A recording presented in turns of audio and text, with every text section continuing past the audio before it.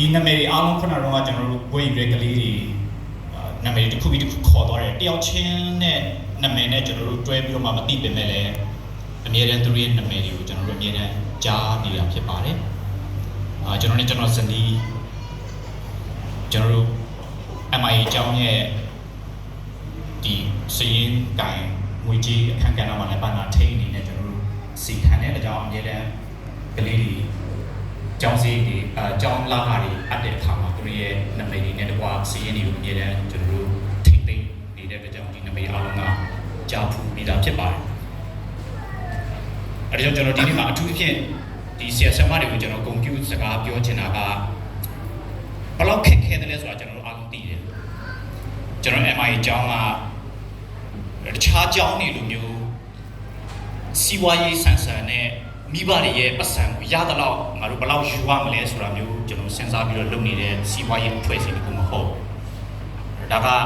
သာသနာတစ်ခုပဲဖြစ်ပါတယ်ဘုရားသခင်ရဲ့အမှုတော်ဆရာမ Miss Grace က Mrs. Grace ကသူကလေးတွေကိုကောင်းမွန်တဲ့ပညာရေးတစ်ခုကိုပေးနိုင်ဖို့ယူပါရုံထားပြီးတော့မှကျန်တဲ့စိတ်တူသဘောတူရှိတဲ့ဆရာဆရာမတွေနဲ့လက်တွဲပြီးတော့မှကျွန်တော်အစီခံပေးနေတာဖြစ်တဲ့အတွက်ကြောင့်တချို့ကျောင်းတွေကတော့အဆင့်အတန်းအတွက်ကျောင်းထားတာဖြစ်ပါတယ်။ငါတို့ဒီကျောင်းမှာထားလို့ရှိရင်ဒါကဘိုးကြီးတွေရဲ့သားသမီးထားတဲ့ကျောင်းဒါမှမဟုတ်ရင်လူကုန်ထံအတိုင်းဝိုင်းရဲ့သားသမီးတွေထားတဲ့ကျောင်းဒီကျောင်းမှာတက်ရင်ခုံတစ်ခုရှိတယ်အဆင့်တစ်ခုရှိတယ်ဆိုတချို့ကပကာသနာအတွက်ကျောင်းထားတာဖြစ်ဒါပေမဲ့ကျွန်တော်တို့ MI ကျောင်းမှာအဲ့လိုမဟုတ်ပဲနဲ့ကလေးတွေကိုဖျားခင်ကိုတည်ကျွမ်းခြင်းပညာထည့်ပေးဖို့အတွက်ဒီကျောင်းကိုထူထောင်ထားတာဖြစ်ပါတယ်ဒီနေ့မှာကျွန်တော်အင်မတန်မှရိုးရှင်းတဲ့တရားစကားတစ်ခုကျွန်တော်ပေးရှင်တယ်ကျောင်းသားတွေရောနောက်ကျောင်းသားမိဘတွေရောနောက်ဆရာသမားတွေရောအဲ့ဒါကတော့အားလုံးရဲ့အုံမြင့်ဖြစ်တဲ့ဘုရားသခင်ကိုတည်ခြင်းပညာကျွန်တော်အာရုံစိုက်အောင် So let's focus on the knowledge of God which is the foundation of all other knowledges ရှိသမျှလောကမြတ်ပညာတွေအားလုံးရဲ့အုံမြင့်ဖြစ်တဲ့အရင်အမြင့်ဖြစ်တဲ့ဘုရားသခင်ကိုတည်ကျွမ်းခြင်းဆိုတဲ့အရာကိုကျွန်တော်အာရုံစိုက်ရအောင်ကျွန်တော်ဆရာမတွေကအဲ့ဒါကိုအာရုံစိုက်တယ်ကျွန်တော် board members နောက်ွယ်ရနေပြီးတော့မှပံ့ပိုးပေးနေတဲ့သူတွေအားလုံးလည်းအဲ့ဒါကိုအာရုံစိုက်တယ်ဒါကြောင့်မိဘတွေအနေနဲ့လည်းကျွန်တော်နဲ့အတူလက်တွဲပြီးတော့မှကျွန်တော်ရဲ့ကလေးတွေကိုသူတို့ထဲမှာ impart သူတို့ထဲမှာထည့်ပေးတဲ့အခါဒီအရေးကြီးဆုံးအရာဖြစ်တဲ့ဘုရားသခင်ကိုတည်ခြင်းပညာကိုကျွန်တော်ထည့်ပေးရအောင်ဆိုကျွန်တော်မှာအပိုင်းနှစ်ပိုင်းပဲရှိပါတယ်စကားဆက်လို့ပြောရင်းနဲ့စိတ်မပူပါနဲ့ကျွန်တော်အကြိုက်တော့ပြောမှာမဟုတ်ဘူးဘုရားကျောင်းမှာကျွန်တော်တရားဟောသလိုအကြိုက်တော့ပြောမှာဒါပေမဲ့ဘယ်လိုပဲဖြစ်ဖြစ်7-9တီကိုနေရမှာဒါကြောင့်ကျွန်တော်ဟာဘူမြန်ခိုင်းရင်လည်း7-9တီကျွန်တော်နေရမှာပဲကျွန်တော်ဟာရှီသွားရင်လည်း7-9တီနေရမှာပဲဆိုတော့ easy relax easy ပဲပေါ့ပါနေပြီးတော့မှကျွန်တော်ဘုရားခင်ရဲ့တုတ်ွက်တော်ကိုနားထောင်ဖို့အတွက်ကျွန်တော်ဖိတ်ခေါ်ခြင်းတယ်ဆိုရင်ကောင်းစီကျွန်တော်တီးပြီးပါအကြောင်းကျွန်တော်ပြောနေဆိုတာအခုကျွန်တော်နီးတန်းပြောပြီးသွားပြီဖြစ်ပါတယ်ဆိုရင်ကျွန်တော်တုတ်တန်ကျမ်းနေပြီးတော့မှကျမ်းပိုက်တစ်ပိုက်ဖတ်ခြင်းနဲ့ကျွန်တော်အဓိကအာရုံစိုက်ချင်တာတုတ်တန်အကြီးရှစ်အပိုက်နဲ့7ဖြစ်ပါတယ်တုတ်တန်ရှစ်အပိုက်နဲ့7ငါဉာဏ်ပညာပြီးတမာတတိနဲ့ပေါင်း၍လိမ္မာသောသိပ္ပံအတ္တများကိုဖော်တတ်၏ဉာဏ်ပညာပြီးတမာတတိနဲ့ပေါင်း၍လိမ္မာသောသိပ္ပံအတ္တများကိုဖော်တတ်၏နောက်ခံကိုနည်းနည်းလေးပြောမယ်ဆိုရင်ကျွန်တော်ကြားရဖောက်ပြီးတော့ဖတ်ထားတာဖြစ်တယ်သူရဲ့ဝန်းကျင်ကိုပြောမယ်ဆိုရှင်ဉာဏ်ပညာဆိုတဲ့အမျိုးသမီးတစ်ယောက်ကသူ့ကိုလူတစ်ယောက်ကိုကျွန်တော်တင်စားထားတယ် wisdom women ဆိုရင်အဲ့အရန်ကိုတီလာရှိပြီးတော့အရန်ကိုဂုံကြက်တည်နဲ့ပြည့်စုံတဲ့အမျိုးသမီးတစ်ယောက်ကလူတွေကိုဖိတ်ခေါ်ငါစီကိုလာပါငါစီမှာညီးခံကြငါစီမှာတင်ယူကြမ ငါ့ကိုချစ်ပါငါ့ကိုအရာအလုံးထက်တန်ဖိုးထားပါငါ့ကိုရွှေငွေထက်ပို့ပြီးတော့မှတန်ဖိုးထားပါဘာကြောင့်လဲဆိုရှင်ငါစီမှာဂုဏ်တည်ရှိတယ်ငါစီမှာစီစိန်ရှိတယ်ငါစီမှာအသက်ရှင်ခြင်းရှိတယ်ငါ့ကိုရတဲ့သူကအသက်ကိုရဆိုဉာဏ်ပညာကအဲ့လိုမျိုးလူသားတွေကိုဖိတ်ခေါ်နေတယ်အဲ့ဒီဖိတ်ခေါ်မှုရဲ့အလယ်ထဲမှာခုနကကျွန်တော်ပြောတော့တဲ့အပိုင်နဲ့ဆက်နှစ်မှာသူဘာပြောလဲဆိုရှင်ငါဟာဉာဏ်ပညာမှာသူစကားပြောနေတယ်ငါဟာတမာတတိနဲ့ပေါင်းဖော်ပြီးတော့မှလိမ်မာတဲ့တိတ်ပံအတတ်များကိုဖော်တတ်ငါဟာတခြားပညာတွေအားလုံးကိုလည်းငါဟာပေးနိုင်တဲ့လူတစ်ယောက်ဖြစ်တယ်လို့ပြောနေဆိုတော့ contest ပြပါကျွန်တော်ခဏကြာဒီကျပ်ပိုက်ကိုကျွန်တော်ပြန်လာမယ်ဒါပေမဲ့ကျွန်တော်အဓိကအချက်နှစ်ချက်နှစ်ခုကျွန်တော်ခွဲပြီးတော့ပြောချင်တယ်နံပါတ်1စိန်ခေါ်မှု the challenge ကျွန်တော်တို့ဘယ်လိုခေတ်ကာလထဲမှာကျွန်တော်ရဲ့ကလေးတွေကိုပြုစုပြောင်းထောင်နေရတယ်လဲဆိုတာအရင်ဆုံးကျွန်တော်တို့သိဖို့လိုပါတယ်ဆိုအဲ့စိန်ခေါ်မှုကိုကျွန်တော်ထောက်ပြခြင်းနဲ့ညွှန်ပြခြင်းနဲ့ပြီးတဲ့အခါမှာ solution ဆိုရင်ကျွန်တော်တို့ဘယ်လိုအဖြေဘယ်လိုအောင်မြင်တာဒီနံပါတ်1ကျွန်တော်ရဲ့ပြဿနာကျွန်တော်ကလေးတွေအခုအသက်ရှင်နေရတဲ့ခေတ်ကာလဘယ်လိုမျိုးခေတ်ကာလအတူချုပ်နဲ့ပြောမယ်ဆိုလို့ရှိရင်တော့လူတွေဟာကိုကျင့်တရားဆိုင်ရာတိနားလည်မှုအဖြစ်ဖြစ်နဲ့ရော့နေလာတဲ့ခေတ်ဖြစ်ပါတယ် moral sensitivity လို့ခေါ်တယ် moral sensitivity အဖြစ်ဖြစ်နဲ့နှိပ်ပါလာဆိုမနေ့ကကျွန်တော်တို့ဒီကိုလာတယ်လမ်းမှာကားမောင်းလာတယ်ကျွန်တော်တို့မိသားစုဆိုမိပွိုင်းမှာကျွန်တော်ရက်နေတဲ့အချိန်မှာရှေ့ဆုံးကရှိတဲ့ motorcycle ကမိနီနေတယ်ဆိုကျန်တဲ့လူတွေအားလုံးရက်နေတယ်ဆိုအုတ်ထုပ်လည်းမပါဘူး license လည်းမပါတဲ့ motorcycle တစ်စီးကအဲ့ဒီမိပွိုင်းအနီကိုဖြတ်ပြီးတော့မှဥပကနေကွေ့လာတဲ့ရင်ကြောရဲ့ကြားထဲမှာကန့်လန့်ကြီးသွားပြီးတော့မှရက်နေတယ်သူကတကယ်တော့မြန်ဖြတ်ချင်တာဒါပေမဲ့မဖီတော့သူများတွေကိုယ်နေတဲ့ရင်ကြောရဲ့အလယ်ထဲမှာကန့်လန့်ကြီးသွားပြီးတော့မှရက်ဆိုကျွန်တော်တို့အနောက်ကနေကြည့်ပြီးတော့မှဒီလူကဘာတွေစဉ်းစားနေရလဲဆိုသူနည်းနည်းပါးပါးသူများကိုသူမစာနာပြီးနိုင်ဘူးလားအမေအရေးကြီးတာမှန်တယ်ဟိုမှာအလုပ်သွားမဲ့လူတွေယာနဲ့ချီပြီးတော့မှသူတို့နှောင့်နှေးသွားမယ်ပါသူတို့ဒီလိုလုပ်ရတာနောက်မိပွားညာနီးနေတာလေမိပွားညာနီးအဲ့တော့ပြောချင်တာကအဲ့တော့ကျွန်တော်ဇနီးနဲ့ကျွန်တော်ဇနီးကတော့အော်ဘာဖြစ်လို့သူအဲ့လိုလုပ်နေရလဲသူစဉ်းစားဉာဏ်မရှိတော့ဘူးလားအဲ့ဆိုကျွန်တော်မှတ်ချက်ပေးတယ်မဟုတ်ဘူးခုခေတ်ကလူတွေကတနတ်နဲ့မချိန်ထားဘူးဆိုလို့ရှိရင်ဘယ်သူမှဥပဒေမလိုက်နိုင်တော့ဆိုကျွန်တော်ရဲ့ပတ်ဝန်းကျင်ကဥပဒေ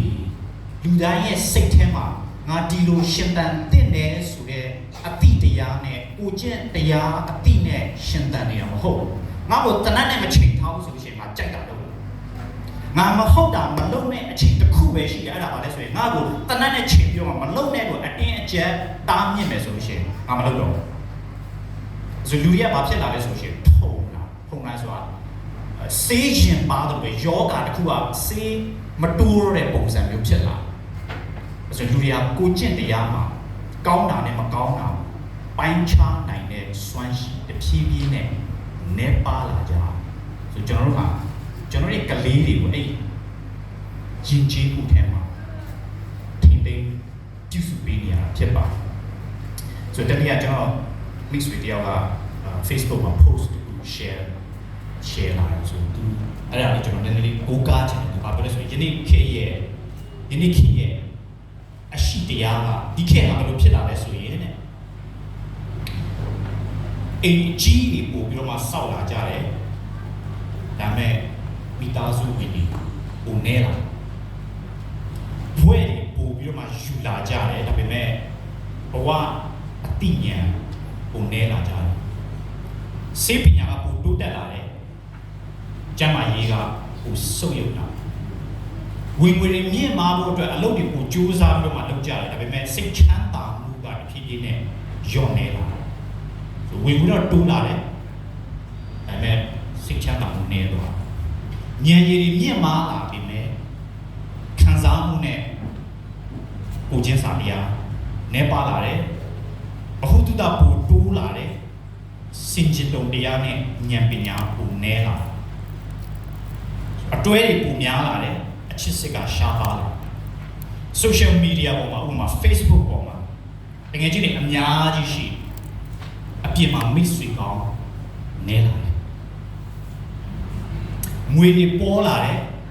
မေတ္တာတရားတွေခေါင်းပါလာလူရအရက်ကိုပိုတောက်လာပြီးတော့မှရေကိုနည်းနည်းပဲတောက်ကြတော့တယ်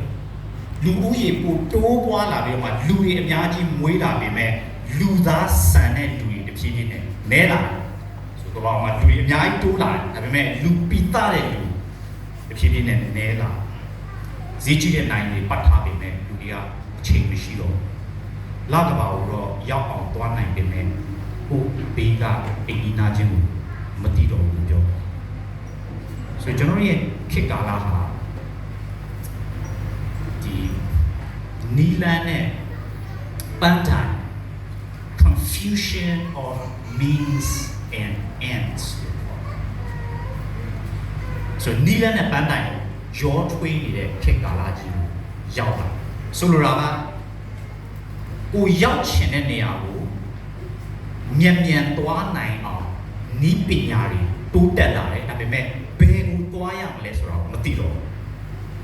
ဆိုလိုတာဘုရားသခင်သဘောတူတဲ့ပန်းတိုင်ကိုအဲ့ဒါပန်းတိုင်ကဘာလဲဆိုတာမဆုံးဖြတ်တတ်တော့ပဲနဲ့အရှိန်ကကိုမြန်လာကိုလိုချင်တဲ့ပန်းတိုင်ကိုမြန်မြန်သွားနိုင်တယ်ဒါပေမဲ့ပတ်မှတ်ထားတဲ့ပန်းတိုင်ကမှားလားမပိုင်းခြားတတ်တော့ဥပမာတစ်ခုပြောပြတယ်ယောက်ျားကမိန်းမဖြစ်ချင်လဲရတယ်မိန်းမကယောက်ျားဖြစ်ချင်လဲရတယ်ဒီခေတ်မှာအများပတ်စံနဲ့ရှိရဆိုလို့ရှိရင်ဟိုအရင်တော့လည်းမျိုးကျွန်တော်ငယ်ငယ်တော့သူများဆူတောင်းတာကြားဘူးနောက်ဘဝကြရင်မယုံကြည်သူတွေပြောတာနောက်ဘဝသူပြန်ဖြစ်ရင်ယောက်ျားဖြစ်ရပါလို့ပြီးအခုခေတ်မှာဆောင်းစရာမလိုတော့အများပတ်စံရှိလို့ရှိရင်ခွဲစိတ်ပြုတ်ကြလိုက်လို့ရတယ်ဘယ်အဲ့ဒါကျွန်တော်စိတ်ဝင်စားလို့နည်းနည်းကျွန်တော်ဒီတနာလုပ်ကြည့်1931မှာပထမဦးဆုံးကမ္ဘာပေါ်မှာလင်ပြောင်းတဲ့ Dora Richard လို့ခေါ်တယ်။ယောက်ျားနဲ့မိန်းမလုံးဝခွဲစိတ်လိုက်1931မှာ surgeon နာမည်က Erwin Goldband ဂျာမန်ခွဲစိတ်ပညာရှင်ဆရာဝန်ဆိုဘာလင်မြို့မှာဂျာမနီနိုင်ငံမှာပထမဦးဆုံးကမ္ဘာပေါ်ကအောင်မြင်စွာနဲ့လိမ်ပြောင်းလဲနိုင်1932ခုနှစ်မှာ Dora Richard အဲ့ဆိုပြောချင်တာကပန်းတိုင်နီးပညာတိုးတက်လာအရင်တော့လွန်ခဲ့တဲ့နှစ်ပေါင်း100လောက်မှာဘယ်သူမှစိတ်ကူးရင်မှာမဟုတ်ယောက်ျားကမိန်းမဖြစ်လို့ရတယ်မိန်းမကယောက်ျားဖြစ်လို့ရတယ်ဒါပေမဲ့စေးပညာကအဲ့ဒါကိုလုတ်ပေးနိုင်တဲ့တိုးတက်မှုရောက်လာဒါပေမဲ့ဘယ်သူမှအဲ့ဒါကိုရပ်ပြီးတော့မှလုတ်သင့်လားလို့ဘယ်သူမှမစဉ်းစားငါယောက်ျားကနေမိန်းမပြောင်းလို့ရတိုင်းဒါပြောင်းကောင်းတဲ့အရာလုတ်သင့်လားဘုရားခင်ကငါ့ကိုအဲ့ဒီအခွင့်အရေးပေးထားတာအဲ့ဒီလွတ်လပ်မှုငါ့မှာရှိတာဘုရားခင်ငါ့ကိုဘယ်လိုဖန်ဆင်းထားတာဆိုဒါကဇာရိတအရာ morally wrong ကိုကျင့်တရားအရာဒါမှားနေဆိုတနည်းနောက်တဲ့ Facebook post တစ်ခုမှာလူတစ်ယောက်က argue လူတစ်ယောက်ကညှင်းဆိုချက်ပေးထားတယ်ဘယ်လိုညှင်းဆိုချက်ပေးထားလဲဆိုယောက်ျားချင်းယောက်ျားယူတာဘာဖြစ်လို့တဘာဝကိုစန့်ကျင်တယ်လို့ပြောရမလဲတဲ့ရတယ်လေတဲ့ရတဲ့အတွက်ကြောင့်ယူလို့ရတယ်ဆို logic သူရဲ့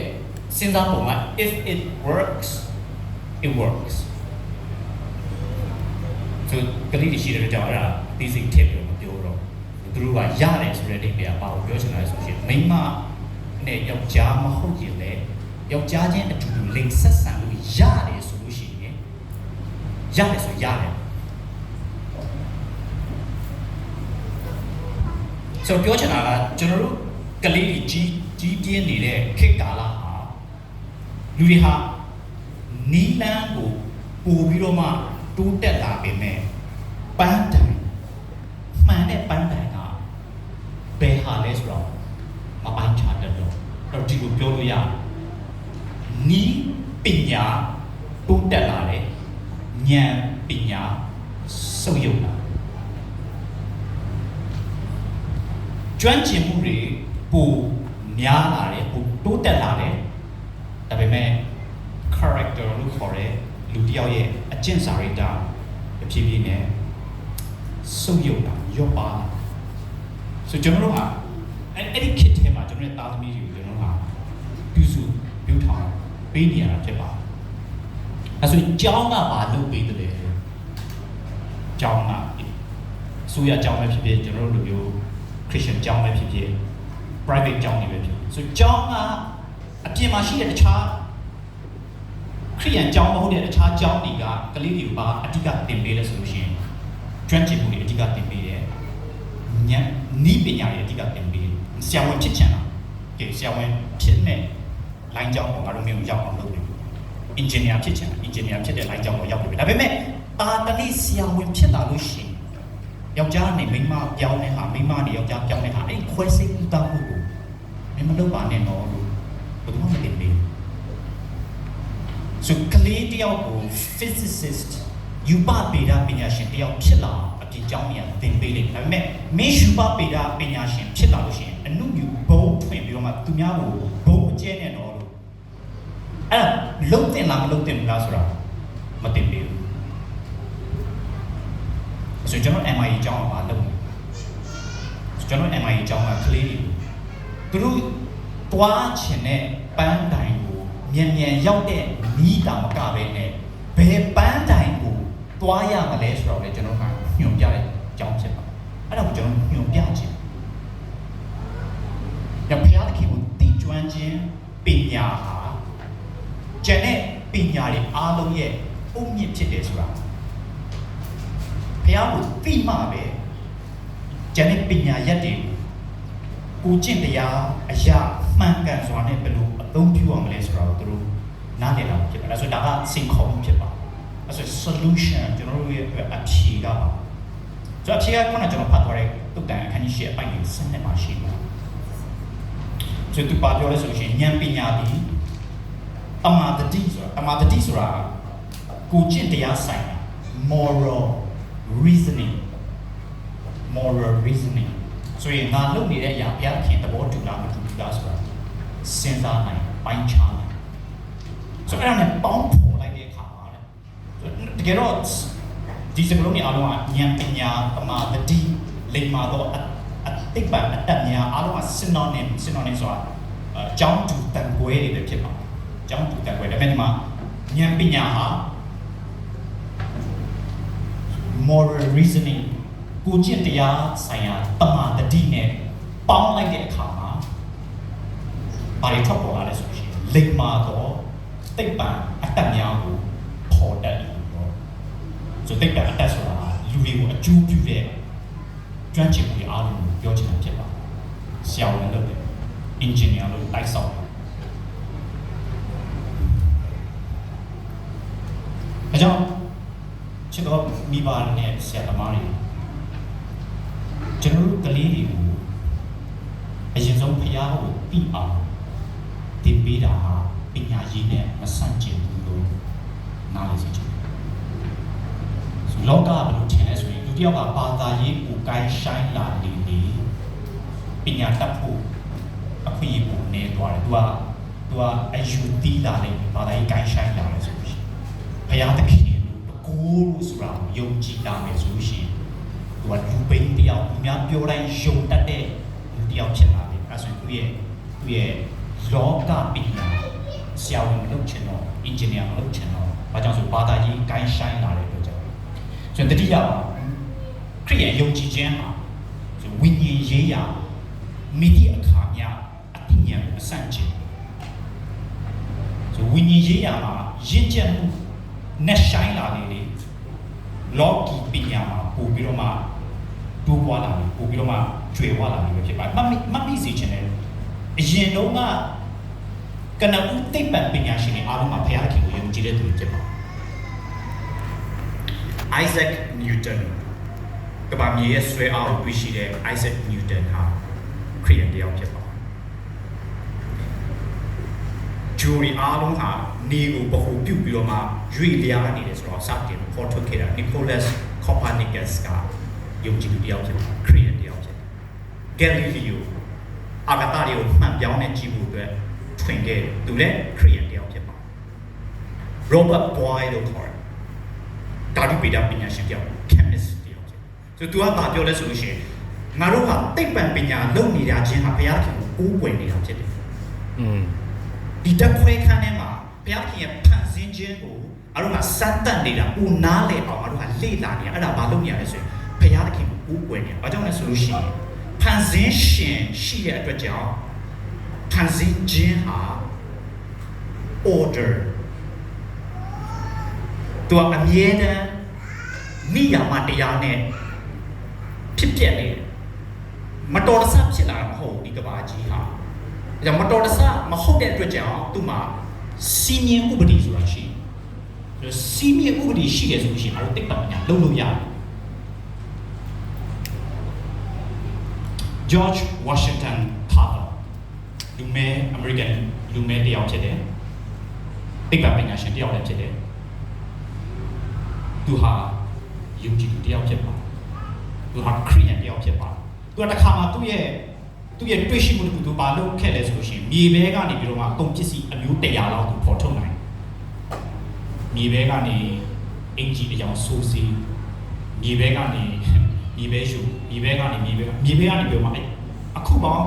ကုန်ပစ္စည်းပေါင်း100လောက်သူထုတ်လုပ်နိုင်တယ်။တရင်စာဆရာကြီးကသူ့ကိုပေးကြတယ်ခင်ဗျားဒီပညာတွေကိုဘယ်မှာတွေ့တယ်လဲလို့ပြောတယ်သူဘာပြောလဲဆိုလို့ရှိရင်ကျမ်းစာမှာတွေ့ရလို့ပြောပါ။တပေါင်းကျမ်းမှာပါတယ်လေတဲ့။တင်တို့သုံးစရာဖို့ဘုရားခင်က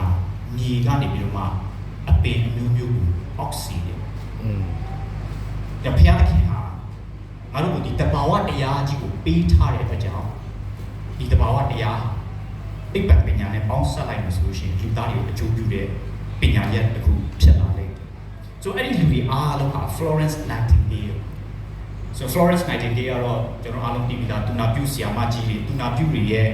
မိခင်ကြီးလို့ကျွန်တော်ပြောလို့ရတယ်။ဒါပေမဲ့သူ့ရဲ့ကိုရည်တန့်ရှိရေးအကြောင်းကိုလေ့လာတဲ့အခါသူ့ကြောင့်သူ့ရဲ့တွေးရှိမှုကြောင့်လူတွေဟာတက်တန်း20လောက်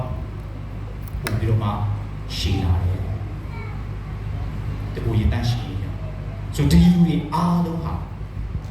ပညာတတ်တွေဖြစ်တယ်တိတ်ပပညာရှင်တွေဖြစ်တယ်မမေ့ဘူးကဒီလူတွေအားလုံးဟာဘုရားသခင်ကို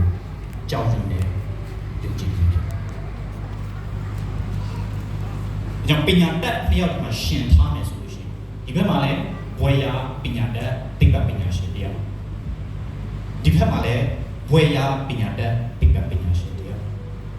နှစ်ယောက်လုံးဘွယ်နဲ့တူတယ်နှစ်ယောက်လုံးအတတ်ပညာနဲ့တူတယ်နှစ်ယောက်လုံးဉာဏ်ရည်နဲ့တူတယ်တစ်ခုပဲကွာတယ်တယောက်ကဘုရားသခင်ကိုသိတယ်တယောက်ကဘုရားသခင်ကိုမသိဘူးဆိုဒီနှစ်ယောက်လူသားတွေကိုဘယ်သူကပို့ပြီးတော့အကျိုးပြုလဲဆိုကျွန်တော်အားလုံးစဉ်းစားလို့ရဘုရားကိုသိတယ်ဘုရားခင်ကြောက်ရွံ့နေတဲ့တာကျန်တဲ့လူသားတွေအားလုံးရဲ့အကျိုးပြုမှုအတွက်တွေ့ပညာအသုံးချမှာဖြစ်ပါတယ်နောက်ထပ်ဥပမာတစ်ခုကျွန်တော်ပေးချင်တယ်ဘုရားခင်ကိုသိခြင်းပညာဘယ်လောက်ထိတားဆင်ရေးဆက်ကြီးဘယ်လောက်ထိကောင်းစားစေတယ်ဆိုတာခုနကတော့ဒီ Pilgrim Progress ဆိုပြီးတော့narrate ဇာတ်လမ်းကိုပြန်ပြောပြတယ် American လူမျိုးတွေအင်္ဂလန်ကနေပြီးတော့အမေရိကတိုက်ကိုပထမဆုံးပြောင်းရွှေ့လာတဲ့အချိန်အဲ့ဒါ1600ကျော်လောက်မက်ထရိုတွေရောက်ရှိလာတဲ့အခါမှာပထမဆုံး Greek awakening လို့ပထမဆုံးဒုတိယ second Greek awakening လို့ခေါ်တယ် American ပြည်တော်စုပေါ်မှာဆိုအဲ့ဒီအချိန်မှာဦးဆောင်ခဲ့တဲ့တရားဟောဆရာတယောက်ရှိတယ်သူ့နာမည် Jonathan Edwards ဆိုသူ Puritan တရားဟောဆရာတယောက်ဖြစ်တဲ့ Puritan ဆိုတာကဘာလဲဆိုရင် Anglican အသင်းတော်ကပြုပြင်ပြောင်းလဲဖို့အတွက်အားနောက်ကျနေတဲ့အတွက်ကြောင့်သူတို့မဆောင်နိုင်တော့တဲ့အခါမှာခွက်ထွက်လာပြီးတော့မှ reform ပြတ်တာကနာပြုပြင်ပြောင်းလဲရေးမှာဦးဆောင်ခဲ့တဲ့သူတွေဖြစ်ပါတယ်။ဒါကြောင့်သူတို့ဟာအများကြီးညှဉ်းပန်းနှိပ်စက်ခြင်းခံရတယ်။သူတို့အင်္ဂလန်ကမောင်းထုတ်လိုက်လို့သူတို့ဟာအသက်ဘေးကနေပြေးလာတဲ့အတွက်ကြောင့်အမေရိကတိုက်ပေါ်မှာရောက်လာဖြစ်ပါတယ်။ဆိုတော့သူတို့ဒီပထမမျိုးဆက်ထဲမှာနောက်ဆုံး Puritan လို့လည်းပြောလို့ရတယ် Jonathan Edwards ဆိုရင်ထူးခြားတဲ့တွေ့ရှိမှုတစ်ခုဘာလဲဆိုရင်အဲ့ဒီတရားဟောဆရာကြီးရဲ့တားစီမျိုးဆက်စည်ရင်းကိုကြည့်တဲ့အခါသူကနေဆင်းသက်လာတဲ့တားတွေသမီးတွေနောက်ထပ်မျိုးဆက်50လောက်ကိုစည်ရင်းကောက်ကြည့်တဲ့အခါမှာတွေ့ရလဲဆိုလို့ရှိရင်အမေရိကန်နိုင်ငံရဲ့ဒုသမ္မတတယောက်သူ့အမျိုးတွေကစီနိတ်အမတ်3ယောက်မြို့တော်ဝန်3ယောက်မွေးထုတ်နိုင်တယ် တက္ကသိုလ်ကျောင်းအုပ်တီထောင်တဲ့သူပြောတာ Mrs. Grace လို့ပဲ73ယောက်တက္ကသိုလ်တီထောင်တဲ့သူ73ယောက် Professor 65ယောက်တရားသူကြီးအယောက်30ရှေ့နေအယောက်100တမားတော်ဆရာဝန်အယောက်60အမှုတော်ဆောင်တင်အုပ်100စာရေးဆရာ60စစ်ဖက်အရာရှိ85ယောက်ဆိုတော့သူကနေစစ်သက်လာတဲ့ဆွေစဉ်မျိုးဆက်ထဲမှာအဲ့ဒီလိုမျိုးပညာတတ်တယ်ပေါက်ခွာလာဒါပေမဲ့နောက်တစ်ခုထူးခြားတာတွေ့ရှိမှုကသူနဲ့တစ်ခေတ်တည်းပဲတစ်ချိန်တည်းပဲအတူတူကအသက်ရှင်ခဲ့တဲ့သူတွေထဲမှာ Max Jukes လို့ခေါ်တဲ့လူတစ်ယောက်ရှိတယ်သူဟာဖျားခင်ကိုမယုံကြည်တဲ့လူတစ်ယောက်ဖြစ်တယ်သူဟာအယက်သမားတစ်ယောက်ဖြစ်တယ်သူဟာထောင်ခဏခဏကြောက်ဖူးတယ်လူစုတစ်ယောက်ဖြစ်တယ်ဂျပူလန်တရဲအချင်းစာကြမှာကောင်းတဲ့လူတစ်ယောက်ဖြစ်တယ်သူကနေပြီးတော့မှမွေးဖွားလာတဲ့သူတွေထဲမှာလူတတ်သမား9ယောက်မကြာခဏခိုးတဲ့သူ60ကြည့်စား190ဟာတနည်းတစ်ခုမှဖြစ်သူနဲ့အမျိုးတော်တယ်။တောင်းစား300အလုပ်မရှိတော့ကြောင့်တန်းပေါ်မှာတောင်းစားတယ်။ကလေးဘဝမှာပဲအရွယ်မရောက်ခင်တည်သွားတာအယောက်300အယက်သမား400အမျိုးမျိုးနဲ့ရာဇဝတ်မှုကျူးလွန်ပြီးတော့မှထောင်ကျဘူးတဲ့150ဟာ Max Juice နဲ့အမျိုးတော်တယ်ဆိုတော့ဒါကမျိုးဆက်5ဆက်အတွင်းမှာထုတ်လုပ်လိုက်တဲ့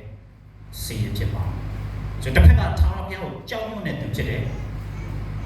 သူကနေပြီးတော့မှမွေးထုတ်ပေးလိုက်တဲ့သားစဉ်မြေဆက်ပညာတတ်တယ်ဖြစ်တစ်ဖက်ကဘုရားခင်မသိတဲ့လူတစ်ယောက်ဖြစ်တယ်သူကနေပြီးတော့မှမွေးထုတ်ပေးလိုက်တဲ့မျိုးဆက်လူဆိုးတွေပဲဖြစ်ပါတယ်ကြောင့်ချစ်တော်မိဘနဲ့ဆရာတော်တို့ကျွန်တော်တို့ရောကျွန်တော်ရဲ့ legacy ဆိုကျွန်တော်ရဲ့ကတ်ဝင်ကျွန်တော်တို့တည်ဆုံးသွားတဲ့အခါမှာကျွန်တော်ဘယ်လိုမျိုးမူမျိုးကျွန်တော်ထားတယ်။နောက် MI အကြောင်းအနေနဲ့ဘယ်လို legacy ဘယ်လိုမျိုးအထောက်ပံ့မျိုးကျွန်တော်တို့ထားခဲ့တယ်။ဒီကြောင်းကနေပြီးတော့မှဝေးထုတ်လိုက်တယ်။ဘုရားဆောဒီလိုစမရောက်နေရရှိ။အမှန်ဝင်ပြန်ထောက်ကြည့်။ဒါမှသာသနာ့ဆရာဘယ်ရည်စင် MI ကျောင်းဆင်မင်းဘယ်ဆင်ဒါလည်း MI ကျောင်းဆင်ဘယ်တစ်ခုနှစ်က2026အခုဘာလုပ်လဲသာသနာပြုဖျားကြီးခေါ်တယ်ဘလို့ကြားရမှာကျောင်းတက်ရင်ဆရာတယောက်ကနေပြီးတော့ငါတို့ကိုလမ်းညွှန်ပြီးဖျားကြီးနဲ့မိဆက်စွာသွားလာယေရှုခရစ်ကိုတည်ကျွမ်းခြင်းမှာတိုးပွားဖျားကြီးခေါ်တယ်ဘလို့ငါကြားငါရဲ့ဆုကျေးဇူးငါတွေ့ရှိဖျားကြီးငါ့ကိုတင်းဖို့ဆရာလုပ်ဖို့တော့ခေါ်ခဲ့被ကြောင်းထွက်MI ကြောင်းထွက်လို့ကျွန်တော်အဲ့လိုပြောနိုင်တဲ့တတိရောက်တော့ရခဲ့ပုံကြည့်လို့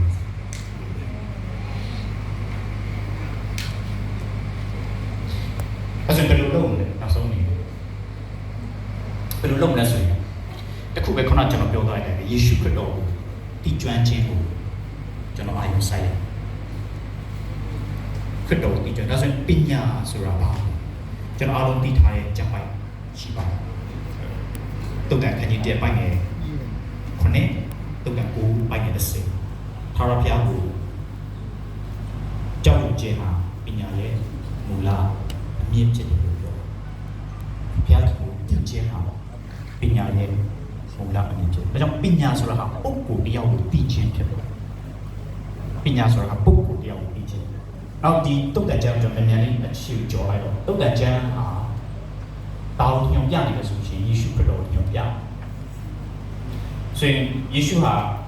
ဥပမာကျွန်တော်တို့သိထားတဲ့ကျမ်းပိုင်းမဿဲအခန်းကြီး7ပိုင်းနဲ့28ရောက်လာတဲ့အခါမှာဝင်လေပြင်မှန်တော်သူပေါင်းငါထံလို့လာကြလို့ငါဒီချက်တာပြီးအဲ့ဒါတော့ဟုတ်ပဲနောက်ကပါဆက်လာလို့ဆိုရှင်ငါထံ၌မိခံကြတယ်ဆိုရင်ယေရှုကမလုပ်နေရဆိုရှင်တုတ်တန်ကျမ်းတွေကဉာဏ်ပညာကလူသားတွေကိုခေါ်နေတဲ့နေရာယေရှုကြွလာတဲ့အခါယေရှုကပြောလဲဆိုလို့ရှိရင်အဲ့ဒီဉာဏ်ပညာဟာငါပဲအဲ့ဒီကနဘုရားခင်ကဘာကြီးကိုဖန်ဆင်းခဲ့ကိုကပိတ်သိမ့်ပေးထားတဲ့ဉာဏ်ပညာငါပဲဖြစ်တယ်ကြောင့်ငါစီလာငါစီမနီးခံပါ ငါတဘိုးကိုထမ်းကြဆိုတော့ငါစီမှာတည်ယူပါလို့ယေရှုကဖိတ်ခေါ်နေတာဖြစ်ပါတယ်ဒီကောကန်ကြီးတဲ့ပိုင်းနဲ့16ကနေပိုင်း37ထိုတခင်မူကဘုရားခင်စီရင်သည့်အတိုင်းပညာမစာယူငါတို့အတွက်ဖြောင့်မခြင်းတန်ရှင်းခြင်းလို့ပြောတာဆိုယေရှုခရစ်တော်ကိုယ်တိုင်ကဉာဏ်ပညာဖြစ်ခရစ်တော်ထံတော့ဆိုဒီမှာကျွန်တော်ဘာလို့ဆိုရလဲဆိုရင်ဒီမှာကျွန်တော်အဆုံးသတ်ခြင်းနဲ့မိဘရဲ့အနေနဲ့ကလေးတွေရဲ့အတန်းထဲမှာ ABC ဘလောက်တင်လာတယ်ဆိုတော့ခေါင်းကိုပဲအာရုံမစိုက်ပဲနဲ့အိမ်ပြန်လာတဲ့အခါမှာသူတို့နှလုံးသားဘယ်လိုပြောင်းလဲနေလဲဆိုတော့အာရုံစိုက်စေချင်တယ်သူတို့ယေရှုကိုကိုသိလာတာသူတို့ရဲ့ယေရှုခရစ်တော်ကိုပုဂ္ဂိုလ်တယောက်အနေနဲ့ personal relationship လို့ပြောတယ်ယေရှုနဲ့ပုဂ္ဂိုလ်ချင်းတည်ကျွမ်းမှုအဲ့ဒီယဉ်ကျေးကျွမ်းဝင်မှုသူတို့နှလုံးသားကိုအာရုံစိုက်စေချင်တယ်ဒီလိုမိဘ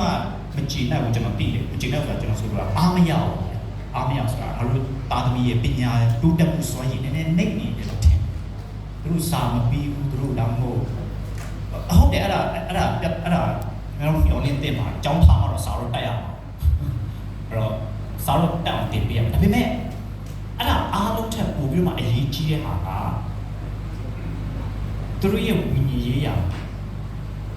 တိုးတက်မှုနောက်ဖျားခင်တည်ကျွမ်းခြင်းအဲ့ဒါကပိုပြီးတော့မှအရေးကြီးဘာကြောင့်လဲဆိုလို့ရှိရင်ခင်ဗျားရဲ့သားသမီးကိုကြိုက်တော့စီကန်းနေနဲ့ကြိုက်တော့ PR ပေးလို့ရတယ်ဒါမလုပ်နဲ့ဒါလုပ်ပါဒါမလုပ်နဲ့ဒါလုပ်ဒါမလုပ်နဲ့ဒါလုပ်ဆိုပညာတရားလိုမျိုးပဲ legalistic လို့ခေါ်တယ်ပညာတရားဆန်စွာနဲ့ကျွန်တော်တို့ PR ပေးလို့ရတယ်ဒါပေမဲ့သူတို့ရဲ့ conversion ဆိုတာကယ်တင်ခြင်းရောက်ပြီးတော့မှယေရှုကိုသိတယ်အဲ့ဒါကိုအာယုံမဆိုင်ဘူးဆိုလို့ရှိရင်ကျွန်တော်မနက်ကမီးပွိုင်မှာတွေးခဲ့တဲ့လူပဲဖြစ်ပါလေခင်ဗျားသူ့ကိုတနတ်နဲ့ချိန်ထားလို့ရှိရင်သူကြောက်ပြီးတော့မှမကောင်းတာကိုရှောင်နေဒါပေမဲ့အဲ့ဒီချိန်ထားတနတ်ကိုဖယ်လိုက်လို့ရှိရင်မကောင်းတာချက်ချင်းလုပ်အဲ့မဲ့ယေရှုခရစ်တော်ကိုရပြီးတော့မှအတွင်းနှလုံးသားမှာပြောင်းလဲတဲ့သူဟာခင်ဗျားလိုက်ကြည့်စရာမလိုတဲ့သူဟာဒုစရိုက်ကိုရှောင်တတ်တယ်သူအပြင်ထွက်သွားတဲ့အခါမှာတငယ်ချင်းတွေနဲ့အရက်ဆိုင်မထိုင်တင့်ဘူးဆိုတာကိုတာရှင်းလုံးဝိညာဉ်တော်ကအလိုလျောက်သူတို့ကိုတင်ပေးတယ်သူဟာ dating သူဟာရည်စားထားနေတဲ့အချိန်ယုံကြည်သူပဲဖြစ်ရမယ်ပြီးရင်ဘုရားခင်အလိုတော်ရှိတဲ့ခရစ်ရဲ့အိမ်ထောင်တစ်ခုကိုဘယ်လိုတည်ထောင်ရမလဲဆိုတာအများလိုက်ကြည့်စရာမလိုပဲနဲ့သူတို့ရဲ့နှလုံးသားထဲမှာဒီ moral compass လို့ခေါ်တဲ့တမိုက်အိမ်ညာထည့်ပြီးလို့ရတယ်ဆိုတော့ဘာလဲဆိုရင်ယေရှုခရစ်တော်ဘုရားပြီးကျွမ်းခြင်းပဲဖြစ်ပါတနည်းအားဖြင့်ကေဒီချင်းရောက်ခြင်းကေဒီချင်းမရောက်ဘဲနဲ့ခရစ်တော်မတိဘဲနဲ့ကျွန်တော်ရဲ့သားသမီးတွေဘယ်လိုမှဘူချစ်တရားကောင်းလာအောင်ကျွန်တော်ကတင်ပေးနိုင်ဟုတ်ကျွန်တော်နောက်ဆုံးဥပမာပြောဆိုဘာနဲ့တူလဲဆိုလို့ရှိရင် moral compass ဒီစကားလုံးလေးကိုမှတ်မိ moral ဘူချစ်တရားဆိုင်ရာ compass တန်လိုက်ပြင်အောင်ဆိုတန်လိုက်ပြင်အောင်အမြဲတမ်းအမှန်တရားမြောက်အရက်ကိုအမြဲတမ်းညွှန်ပြ true north ဆိုဘာဖြစ်လို့ဒီ needle ဒီအမြဲတမ်းမြောက်ဖက်ညွှန်ပြနေတာဆိုတောထဲမှာသွားတယ်လမ်းပြောက်သွားတယ်ငါဘယ်လိုအိမ်ပြန်ရမလဲဆိုတန်လိုက်အိမ်မြောင်ကိုထုတ်ကြည့်လိုက်တယ်မြောက်အရက်ဖြစ်တယ်အဲဆိုရင်အရှိရက်ကပဲမရှိတောင်ရက်ကပဲမရှိအဲဆိုရင်အဲ့ဒီတန်လိုက်အိမ်မြောင်ကအမြဲတမ်းမြောက်အရက်ကိုဘာဖြစ်လို့ညွှန်ပြနိုင်လဲဆိုရင်သူ့မှာတန်လိုက် that ရှိတယ်လို့ကြောင့်ဖြစ်တယ်အဲဆိုကျွန်တော်ကလေးကြီးရဲ့နှလုံးသားထဲမှာဒီတန်လိုက်တဲ့တနည်းအားဖြင့်ဘုရားသခင်ရဲ့စိတ်ဒီဘုရားသခင်ရဲ့စိတ်ကိုသူတို့ရဲ့နှလုံးသားထဲမှာကျွန်တော်တို့တွင်းပေးနိုင်လို့ဆိုလို့ရှိရင်သူတို့ဟာဘဝရဲ့အဆင့်တိုင်းမှာအသက်အရွယ်အားလုံးမှာအမြဲတမ်းဘုရားသခင်ညွှန်ပြတဲ့မြောက်အရက်ကိုသူတို့ဟာတည်နေပါလိမ့်မယ်။ဒါသူတို့ရဲ့စိတ်ထဲကိုကျွန်တော်တို့ဒီဘုရားသခင်ရဲ့စိတ်ဝင်ပြအောင်ဒါဆိုရင်ဘယ်လိုလုပ်မလဲနောက်ဆုံးတန်လိုက်ဘယ်လိုဖြစ်လာလဲကျွန်တော်ငယ်တော့ကစားတယ်ခွင့်ရပြီကလေးတော့ပြီးပါပြီးတော့ကွန်ပါဘူးပြုတ်ပြလိုက်ကွန်ပါဘူးလေးရှိဆိုရင်ကွန်ပါဘူးလေးမှာဖုန်းလေးတွေပါတယ်ဖုန်းမှာတန်လိုက်လေးတွေပါ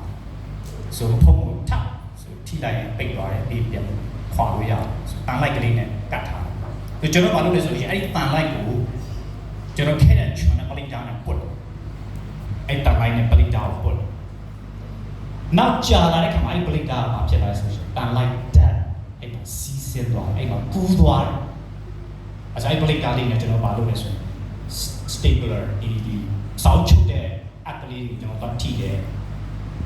ဆိုစောကြအဲ့ဒါတန်လိုက်နဲ့တန်ကိုထိထားပြီးတဲ့အခါတန်လိုက်တဲ့ကတန်လိုက်တဲ့တန်တဲ့ကိုပူးသွားစီးဆင်းသွား impart လို့ခေါ်တယ်အဲ့ဒါကလေးကျွန်တော်ကြောင်းလာတယ်ကျွန်တော်ဆရာမတွေကိုအပေးခင်ဗျားတို့ကတန်လိုက်ဖြစ်နေတယ်ဆိုလို့ရှိရင်တန်ကခင်ဗျားတို့ကိုလာတီးအချိန်တစ်ခုကြာလာတဲ့ခါမှာသူတို့လည်းတန်လိုက်ဖြစ်သွားတယ်ဆိုကျွန်တော်တို့ဆရာမတွေရဲ့စိတ်ထဲမှာ the mind of God ဘုရားသခင်ရဲ့စိတ်ကျွန်တော်တို့ရှိနေဘုရားနဲ့ဆိုကျမ်းစာမှာလည်းကျွန်တော်တို့ပုံသွင်းထားတာအဲဆိုသူတို့ကျွန်တော်နဲ့ထိတွေ့ဖန်များလာတဲ့ခါကျွန်တော်တို့ဘယ်လိုစဉ်းစားလဲဆိုတော့သူတို့ကြည့်တယ်ကျွန်တော်ဘယ်လိုဆုံးဖြတ်ချက်ချလဲဆိုတော့သူတို့သိယူတယ်အချိန်တစ်ခုရောက်လာတဲ့အခါကျွန်တော်တို့အထဲကဘုရားသခင်ကြောက်ရွံ့ခြင်းပညာသူတို့ထဲကိုကျွန်တော်သွင်းပေးတာဖြစ်ပါတယ်ဆိုသူတို့နှစ်နေရာပဲရှိတဲ့ကလေးကအိမ်မှာရှိမရှိအကြောင်းမှာရှိအဲဆိုရင်လောကနဲ့လည်းကျွန်တော်ထိတွေ့မှာပဲဖြစ်ပါတယ်ဒါပေမဲ့ခုနကကျွန်တော်ပြောတဲ့ရိုင်းဆိုင်တဲ့လောကကြီးဘုရားခင်ကိုမသိတဲ့လောကကြီးမှာသူတို့ကအိမ်ပြန်သွားရင်လည်းဘုရားခင်ကိုကြောက်ရွံ့တဲ့မိဘနဲ့အမြဲတမ်းထိတွေ့နေတယ်ကျောင်းမှာလာရင်လည်းဘုရားခင်ကိုကြောက်ရွံ့တဲ့ဆရာမနဲ့အမြဲတမ်းထိတွေ့နေတယ်ဆိုလို့ရှိရင်သူတို့ရဲ့နှလုံးသားထဲမှာဘုရားခင်ကိုကြောက်ရွံ့ခြင်းဟာကျွန်တော်စီကနေပူးဆက်တဲ့အခါသူတို့ဟာလောကအသက်ရှင်တဲ့အခါမြောက်အရက်ကပဲမှာလဲဆိုတော့သူအမြဲတမ်းသိနေဖြစ်တယ်။ဒါနောက်တစ်ချက်ကျွန်တော်တမီးကိုဒီကြောင်းမှာထားဖို့ပဲကျွန်တော်စဉ်းစားဆုံးဖြတ်ပြီးသွားပြီကျွန်တော်စနေမောင်နေရအောင်။ဆိုဥမွေလေးပြောရအောင်ဒီကြောင်းကမန္တလေးမှာရှိတဲ့ကြောင်းတွေထဲမှာအကောင်းဆုံးတော့မဟုတ်ပါဘူး။အကောင်းဆုံးအိမ်သာမရှိဘူး။အကောင်းဆုံးစာသင်ခန်းမရှိဘူး။တခြားကြောင်းတွေနဲ့နှိုင်းယှဉ်မယ်ဆိုလို့ရှိရင် facility သူတို့ရဲ့စာရေးစပွဲတွေကညံ့တယ်သူတို့ရဲ့ကျောင်းဆောင်တွေဟာ aircon ပါချင်မှာပါလေဒါပေမဲ့ဆရာမတို့ကျွန်တော်တမီးတို့ဆရာမနဲ့အတူမနက်၈နာရီညနေ3နာရီအထိအတူထားမယ်တနေ့ကုန်သွားတဲ့အခါကျွန်တော်တမီးထဲမှာဘုရားခင်ကိုကြောက်ရွံ့ခြင်းပညာဆရာမတို့တွင်ပေးနိုင်တယ်ဆိုလို့ရှိရင်ဒီကြောင့်အိမ်သာဘလောက်ပဲစုံနေပါစေဒီကြောင့် facility ဘလောက်ပဲနောက်ကျနေပါစေဘလောက်ပဲပူပါစေဘလောက်ပဲဖုံပြပါစေကျွန်တော်သမီးတာဖရားသခင်ကိုကြောက်ရွံ့ခြင်းပညာဒီကျောင်းမှာသင်လို့ရမယ်ဆိုလို့ရှိရင်ဒီကျောင်းမှာပဲကျွန်တော်ထားတယ်။ဒါတခြားကျောင်းမှာသွားပြီးမှဂုံတစ်ခုအတွက်ကျွန်တော်ဘာမှထားဘူး။ပကာကနာအတွက်ခြားကျောင်းမှာသွားမှထားဘူး။လောကီပညာအများကြီးတက်ပြီးတော့မှဖရားကိုမသိတဲ့ကျောင်းထက်ဆိုင်ဘုရားကိုသိပြီးတော့မှအတော်အသင့်ရည်တက်ဖတ်တတ်တယ်ဆိုလို့ရှိရင်အဲ့လိုကြောင်းမျိုးမှာကျွန်တော်တမီးထားဖို့အတွက်တန်တယ်လို့ကျွန်တော်ယူဆတယ်။ဆရာမတို့အားလုံးတော့ကျွန်တော်နဲ့အတူမိပါတယ်ကျွန်တော်စီခေါ်ဖို့ challenge ကျွန်တော်တို့ကချီတဲ့ရအောင်လောကမှာအကောင်းဆုံးလောကီပညာပြီးပြီးတော့မှဘုရားရှင်ဤကျွမ်းခြင်းမပေးနိုင်ဘူးဆိုလို့ရှိရင်ကျွန်တော်ကြောင်းထားတဲ့ပတ်စံအားလုံးရှုံးတယ်ကျွန်တော်ရွေးချက်အားလုံးအလကားပဲဖြစ်ပါတယ်။ဒါပညာအားလုံးရဲ့အမြင့်ဖြစ်တဲ့အရာကဘာလဲဆိုလို့ရှိရင်ထာဝရဘုရားကိုဤကျွမ်းခြင်းယေရှုခရစ်တော်ကိုတည်တော်တော်ယေရှုခရစ်တော်ဤကျွမ်းခြင်းအဲ့ဒါဟာထာဝရအသက်ဖြစ်တယ်အဲ့ဒါဟာသူတို့ကိုလမ်းညွှန်ပေးနိုင်တဲ့တစ်ခုတည်းသောအရာပဲဖြစ်တယ်။အဲ့ဒါဆိုတော့အဖဗျာကိုယေရှုတင်ပါတယ် MI အကြောင်းအတွက်ကိုယေရှုတင်တယ်ကျွန်တော်တို့ယုံကြည်ပြီးတော့မှမိမိတို့ရဲ့တာသမီများကိုဒီကြောင်းမှာလာပြီးတော့မှတစ်နှစ်တာတော့ဒါမှမဟုတ်လုပ်ခဲ့တဲ့၄-၅နှစ်လာပြီးတော့အနံ့နဲ့မိဘတွေအားလုံးကိုယေရှုတင်ပါတယ်ကျွန်တော်ဒီနေ့ကိုဒီပါဖာကျွန်တော်ဟာဒီတာသမီများရဲ့အသက်တာတွေမှာကျွမ်းကျင်မှုတွေပဲပြင်ပြီးတော့မှပန်းတိုင်ကိုမရှောင်ဖွေတတ်မဆုံးဖြတ်တတ်တဲ့ပညာတတ်လူမိုက်များကျွန်တော်မွေးထုတ်ပေးကြမှာဟုတ်ပါရိုးသားပြီးတော့မှ ကိုကျင့်စာရိတ္တကောင်းမှုပြီးတော့မှထာဝရဘုရားကိုတည်ကျွမ်းတဲ့ကလေးတွေကိုကျွန်တော်တို့မွေးထုတ်ပေးချင်တာဖြစ်တယ်ကိုလိုပုံကိုထင်ရှားစေတယ်ဒါကြောင့်ဘုရားရှင်ကျွန်တော်တို့ကိုကူညီပါကလေးတွေကိုဘုရားခင်ကောင်းချီးပေးပါကျောင်းပေါ်မှာဘုရားခင်ဆက်လက်ပြီးတော့ကောင်းချီးပေးပါသူဖြင့်အကြပေးနေတဲ့ဆက်ဆက်မှာတယောက်ချင်းစီပေါ်မှာဘုရားခင်ရဲ့ဝိညာဉ်တော်အားဖြင့်ကိုယ်ပူဆောင်လမ်းပြပါတဲ့အကြောင်းလေယုံတော်မှာအနန္တယေရှုခရစ်တော်ရဲ့နာမ၌ဆုတောင်းအနန္တပါပါအာမင်